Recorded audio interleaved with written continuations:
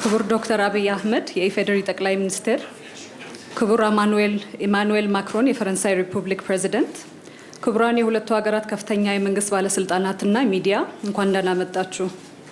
ሁለቱ ሀገራት በተለይ ከ17ኛው ክፍለ ዘመን አንስቶ የፍጹም የወዳጅነት መንፈስ የጀመሩት ግንኙነት በማጠናከር ወደ ላቀ ደረጃ የሚያሸጋግር ስምምነቶችን እንደሚፈጽሙ አሳውቃለሁ።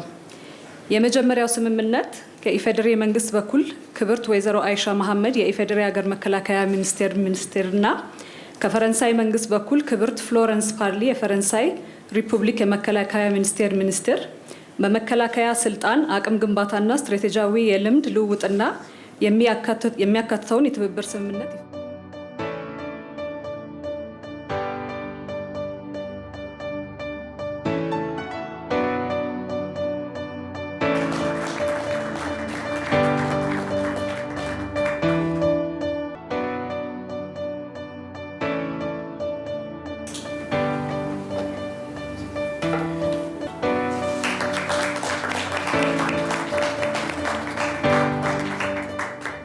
እንዴት አመሻችሁ።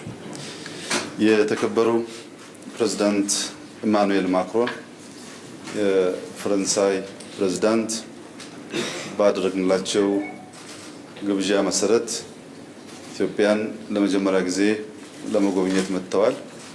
በቆይታችንም በፈረንሳይ የተስማማንበትን ዋና ዋና የትብብር መስክ ወደ ተግባር ለመቀየር የሚያስችሉ የፊርማ ስነስርዓት ተካሂደዋል። ከነዚህ ውስጥ አንደኛው የላሊበላ ውቅር አብያተ ክርስቲያናት ላይ የደረሰውን ችግር ለመቅረፍ የሚያስችል የሙያ እና የገንዘብ ድጋፍ ማድረግ ነው። በዚህ ረገድ ፕሬዝዳንት ማክሮን በጣም ከፍተኛ ፍላጎት አላቸው። በኢትዮጵያ ታሪክ፣ በኢትዮጵያ ጥንታዊ ስልጣኔ አክብሮትና አድናቆት ያላቸውና ያንም ወደ ነበረበት ለመመለስ ለመጠበቅ በሚደረግ ጥረት ሁሉ የበኩላቸውን አስተዋጽኦ ለማድረግ ከፍተኛ ፍላጎት እንዳላቸው አሳይተዋል። ለዚህም የኢፌዴሪ መንግስት ምስጋና ያቀርብላቸዋል።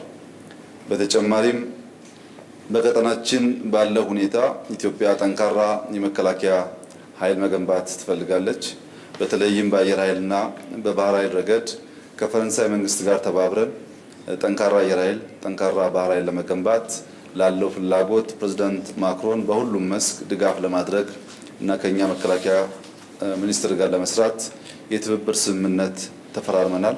ይሄም ከአውሮፓ ሀገራት ጋር ከምናደርገው ጉልህ የሁለትዮሽ ግንኙነት እንደ አንዱ ሊወሰድ ይችላል። ሶስተኛው የኢንቨስትመንት ትብብር ነው። በኢንቨስትመንት ትብብር በርካታ የፈረንሳይ ኢንቨስተሮች ኢትዮጵያ መጥተው ኢንቨስት እንዲያደርጉ፣ አዳዲስ እውቀት፣ አዳዲስ ሀብት እንዲያመጡ፣ ዋናው የስራ አጥነት ችግር ለመቅረፍ የሚያስችል ድጋፍ የሚያደርገው ኢንቨስትመንት በመሆኑ በዚያ ረገድ ብዙ ባለሀብቶችን ለማሳመንና ወደ ኢትዮጵያ ለማምጣት ፍላጎት እንዳላቸው በተደጋጋሚ ገልጸዋል። ብዙ ባለሀብቶችም ይዘው መጥተዋል። በእነዚህ ሁሉ እና በሌሎች ትብብሮች በኢትዮጵያና በፈረንሳይ መካከል ከመቶ ዓመት በፊት የነበረውን የሁለትዮሽ ግንኙነት መልሰን ማደስ የምንችልበትና ጠንካራ ግንኙነት የምንፈጥርበት ጉዳዮች ላይ መክረናል። ውሏችን በጣም ጥሩ ነበር።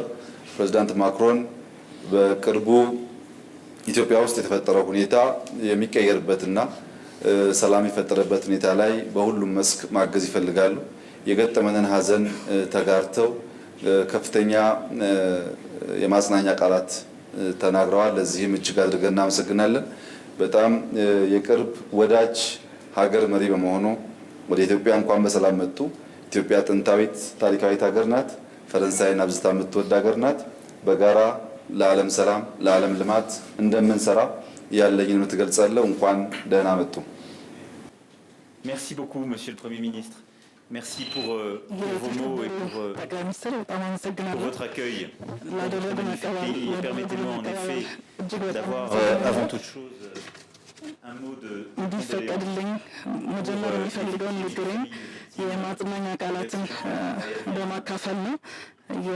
በቅርቡ በተከሰተው በኢትዮጵያ አየር መንገድ በረራ መከስከስ በጣም እናዝናለን። ቤተሰብ ያጡትንም እናጽናናለን። የተከበሩ ጠቅላይ ሚኒስትር እኔም አብረኝ የመጡት እዚህ ታሪካዊ ቤተ መንግስት አፄ ምኒልክ መኖሪያ ቤት በተለይ ኢትዮጵያን የመሰለ ጥንታዊ ስልጣኔ ታሪካዊ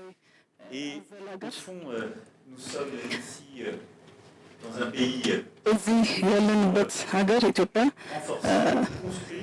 እህት ሀገር ብለን ነው የምንገምተው። አብረን እስካሁን የነበረውን ጓደኝነትና ቅርበት ለመቀጠልና ለማጠናከር ኢትዮጵያ እንደሚታወቀው በስልጣኔም በፊደሉም በታሪኩም ከአፍሪካ ምርጥና ልዩ የሆነ ሀገር ነው። ያልተገዛ ሀገር ነው። ያን ኢትዮጵያ የዛሬን ኢትዮጵያ ለማመሳሰል ጥረት እየተካሄደ ነው።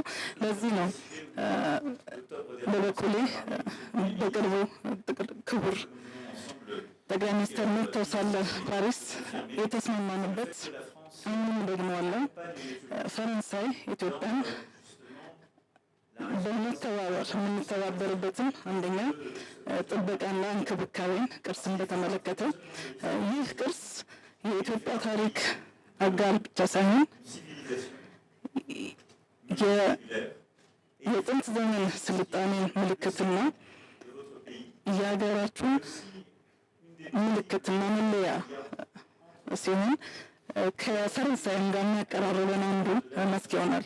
ላሊበላ ባየነው ከቦታው ውበት በላይ እነዚህ በጣም ድንቅ ውቅር ቤተክርስቲያናት ልዩ የሆኑ ስራዎች ናቸው እና የኢትዮጵያን ቤተክርስቲያን ምልክት ናቸው። ከዚህ በላይ የተመለከትነው እዛ አማኝ ህዝብ እንዳለ በጣም መንፈሳዊ ነዋሪዎች እንዳሉ ነው እና ይህ ግንዛቤ ያመጣን ወደዚህ የስምምነት ትብብር እስካሁን የነበረን አብዛኛው ምርምር ላይ ነበር፣ አርኪኦሎጂ ላይ ነበር። ከ20 ዓመት በላይ የነበሩ ትብብር ናቸው። ዛሬ ፈረንሳይ የሚፈልገው ተጨማሪ ሙያና እውቀትን ለማካፈል ይህንን ቅርሶች ለመጠበቅና ለመንከባከብ ከኢትዮጵያ መንግስት ጋር ሆኖ በተለይ ከቤተ ክርስቲያናት ጋር ላሊበላ በነበርኩ ጊዜ የነበረውን ኩራትና የኛነት ስሜቱን በጣም ጠንካራ እንደነበር ተገንዝቤያለሁ። ላሊበላ እስካሁን በጥንት ታሪክ ብቻ ሳይሆን ዛሬም የሚቀጥል እና በዕለታዊ ነዋሪዎቹ መንፈሳዊ ኑሯቸውን የሚከታተሉበት ነው። ይህ የገንዘብ እና የቴክኒክ ትብብር እስከነ ባለሙያዎች መላክ የአርኪኦሎጂ ስራ ይኖራል። ይህ ትብብርም አንድ የተመረጠ ቦታ ላሊበላ ውስጥ አለ፣ የተወሰነ ቦታ አለ፣ የምንጀምርበት ይሆናል። ከዛም አልፎ ፈረንሳይ ኢትዮጵያን በአጠቃላይ ቅርስን በተመለከተ ብሔራዊ ሙዚየም ሆነ ወይንም የቀድሞ ቤተ መንግስት የቀድሞ አፄ ኃይለ ሥላሴ መኖሪያ የነበረው አሁን ፕሬዚዳንት ክብርት ፕሬዚዳንት ሳህለወርቅ ዘውዴ ዛሬ ማታ እራት የሚጋብዙበት ቦታ ማለት ነው። ይህ አጋርነት ለእኔ በጣም ትልቅ ቦታ ይይዛል። ምልክቱም ኢትዮጵያ የሚፈልገውን እና የሁለቱም ሀገሮች ግንኙነትና ቅርበትን ያመለክታል። ለወደፊት የሚጠብቁን የተለያዩ ዘርፎች ይጠብቁናል። በተለይ ደህንነትና መከላከያን በተመለከተ አሁን ከተፈረሙት ለየት ካሉ የጋራ ስምምነት ሰነድ ነው። የተጠናከረ ትብብርን በመከላከያ በተመለከተ እና ፈረንሳይ መጥተው ሳለ በጠየቁን የባህር ኃይልን የማጠናከር ይመለከታል። ይሄ ትብብር ወደ አየር ኃይል ማጠናከርን ጦር ኃይልን የማጠናከርን ይደርሳል። በስልጠናም ሆነ በማቴሪያል እርዳታ ለኛ በጣም ትልቅ ቦታ የምንሰጠው ነው። የኛ ጦር ኃይሎች በጋራ አብረው እንዲሰሩ የሚፈልግ ነገር ነው። ምክንያቱም የኢትዮጵያ ሚና በጣም እናከብረዋለን። በዚህ ምስራቅ አፍሪካ ባለው ሚና የሰላም ማስፈን እና ሽብርተኝነትን የመከላከል ሚና መጠናከር ስላለበት ነው እና ከመጡ እርስዎ ክቡር ጠቅላይ ሚኒስትር በጣም ተደናቂ ሂደት ነው እየታየው እናደንቆታለን እና የኛ ትብብር ሁለታዊ ብቻ ሳይሆን የሚሰማና የሚታወቀን ያለው የምንስማማው ከአንድ ሀገርና ከአንድ የሀገር መሪ እኛ ሀሳባችንን የሚካፈል አንድ አይነት ራዕይ ካለው ሰው ጋር ነው የኛ ትብብር ታላቅ ቦታ የያዘ ነው ለወደፊቱ ለጠየቃችሁን እና ላሳያችሁን እምነትና ክብር እናመሰግናለን። የእርስዎን ራዕይ ተከትለን በተጠየቅነው መሰረት ታሪካችንን አክብረን የጥንት ጓደኝነት የሁለቱም ሀገራት ጓደኝነትን አክብረን ለወደፊት ሩቅ ለመቀጠል በዘላቂ መንገድ እንፈልጋለን። ኢኮኖሚን በተመለከተ አንድ አዲስ ምዕራፍ እየገለጽን ነው። የፈረንሳይ ልማት ኤጀንሲ 85 ሚሊዮን ዩሮ እርዳታ በብድር መልኩና 15 ሚሊዮን ዩሮ የታሰቡትን ለውጦችን ለመደገፍ ወስነዋል። የኢትዮጵያን ኢኮኖሚ ሜዳ ለማስፋት ወደ ግል ይዞታ የተወሰኑ ዘርፎችን ለማዞር አስበዋል እና በአጠቃላይ ኢንቨስትመንትን የሚስብ አሰራር ወደዚህ አይነት አሰራር ለመቀየር ወስነዋል። ስለዚህ ይህ አዲስ ትራንስፎርሜሽን የኛን ትብብርና ድጋፍ ይጠይቃል ብለን እናምናለን። ከዛም ባሻገር ፈረንሳይ በተቻላት መጠን ኢንቨስትመንት ፎሬን ዳይሬክት ኢንቨስትመንትን በተመለከተ የፈረንሳይ ታላቅ ኩባንያዎች እርስዎ በጠየቁኝ መሰረት መጥተው ሳለ የተወሰኑ እውቅና ያላቸው ኩባንያዎች ተጋብዘው ከኔ ጋር የመጡ አሉ። ኦራንጅ፣ ቦሎሬ፣ ቢጃይ ካስቴል ሌሎችም አሉ። በቅርብ መጥተው ኢትዮጵያ ስራ የጀመሩ ለምሳሌ በቢራን በተመለከተ ቡርማልትና ሱፍሌ ስራ ጀምረው ታላቅ ኢንቨስትመንት አምጥተው የግብርናን ትራንስፎርሜሽን ለመደገፍ ያስባሉ። ተጨማሪ ገና የምጠቅሳቸው ካናል ፕሉስ፣ ለጋርዳር ትራቨል ሪቴል፣ አሪያን ኤስፓስ የተመሳሰሉትን ይቀጥላሉ። የፈረንሳይ ኢንቨስትመንት ፋንድ ሜሪዲያን 500 ሚሊዮን ዩሮ ያህል ለጂኦተርማል ኤነርጂ ኢንቨስት ለማድረግ ዝግጁ ነው።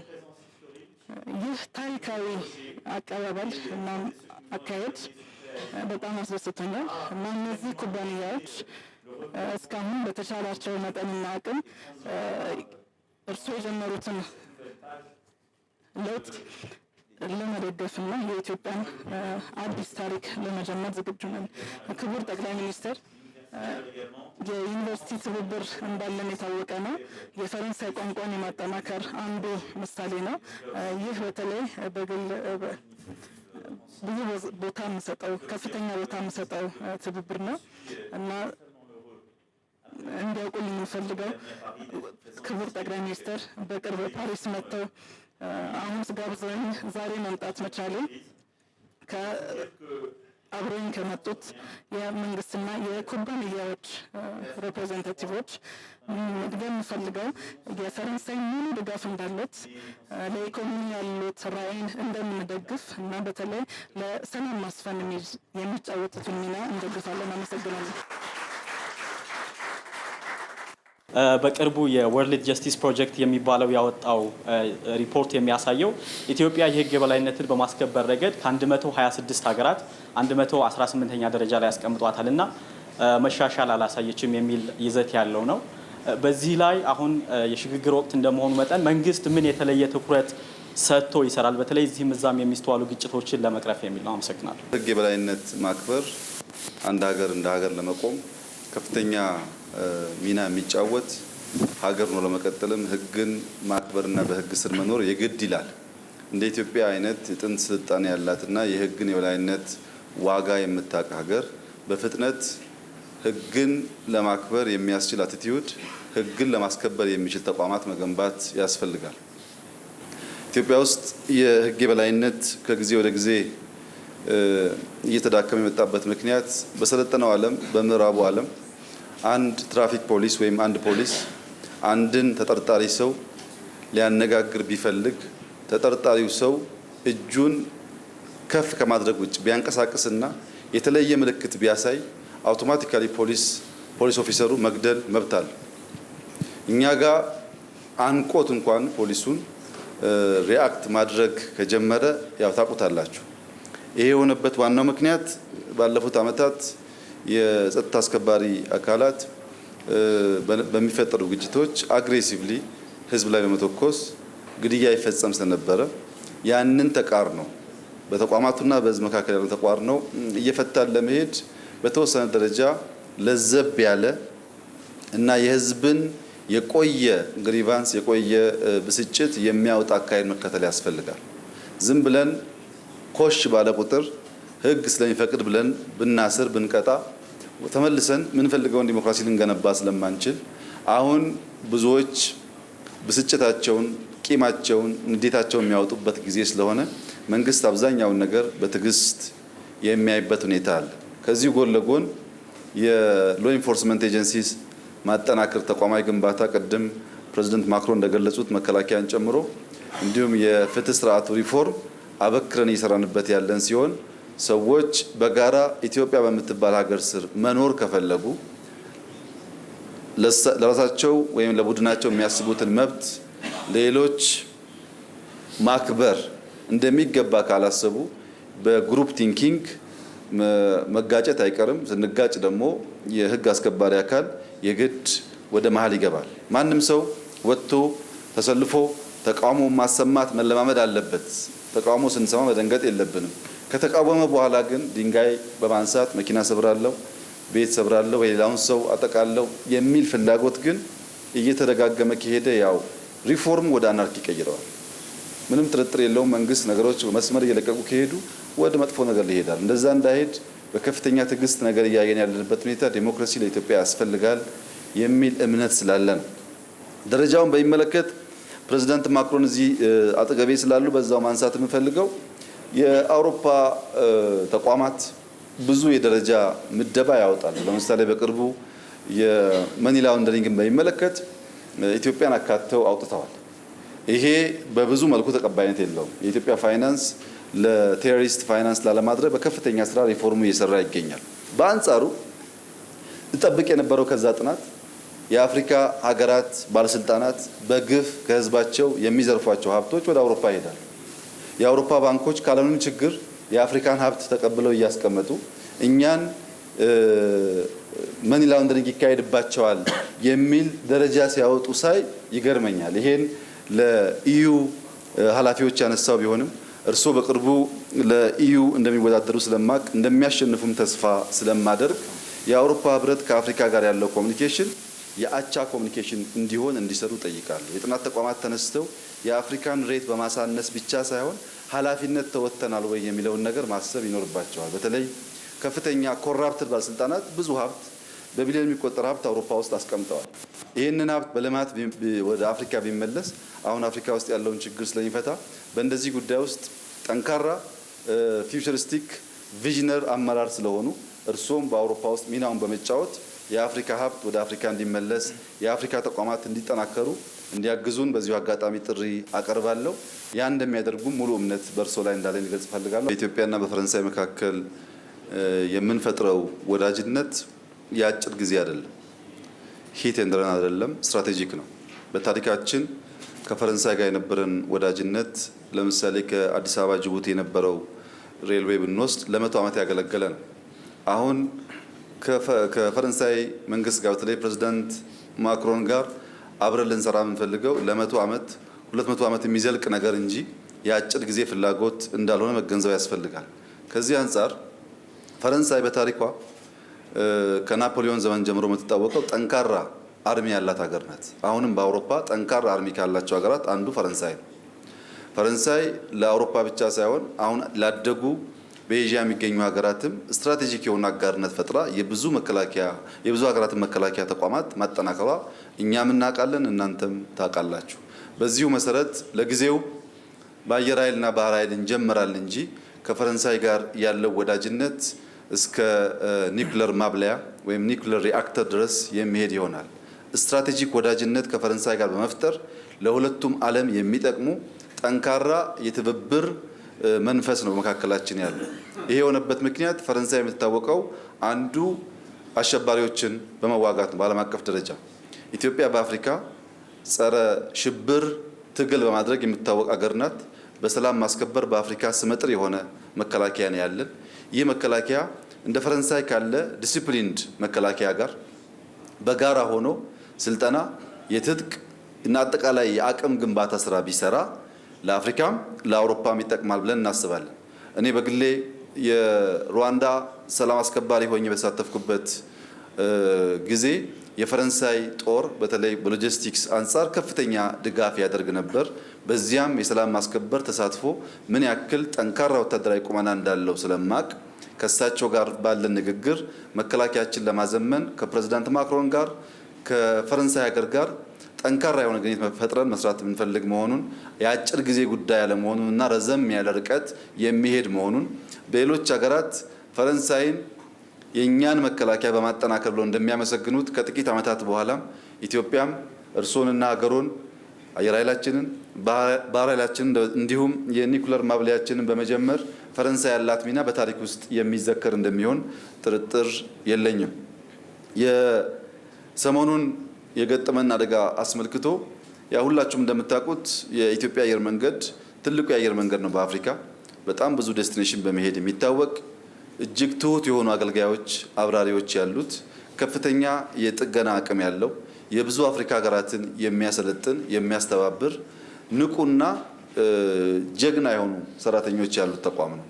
የደረሰበት አደጋ እጅግ ከፍተኛ ሀዘን በኢትዮጵያውያን ላይ አድርሷል። በዚህ አውሮፕላን ከ33 ሀገር ያላነሱ ዜጎች አሉበት። ቢያንስ 33 ሀገር የዚህ ጥቃት ሰለባ ሆኗል።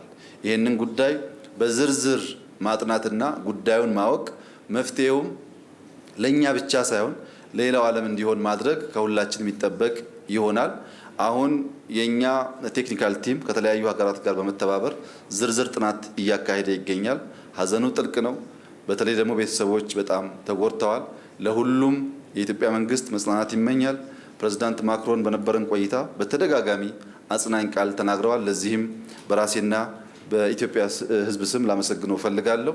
እንደዚህ አይነት አደጋ ሲያጋጥም ልብ ይሰብራል። ግን እኛ ኢትዮጵያውያን ከእንደዚህ አይነት ስብራት ራሳችንን ጠግነን መውጣት እናቅበታለን። ይህንም አደጋ ተቋቁመን መሰል አደጋ እንዳያጋጥም በእኛም በሌሎችም እንዳይደርስ በሚያደርግ ሁኔታ ተምረን እንደምናልፍበት ሙሉ እምነት አለኝ። አሁን ላጋጠመው ግን ለጊዜው ያለው ድባብ እሳቸውን ጠየቁት ይሆናል። አመሰግናለሁ።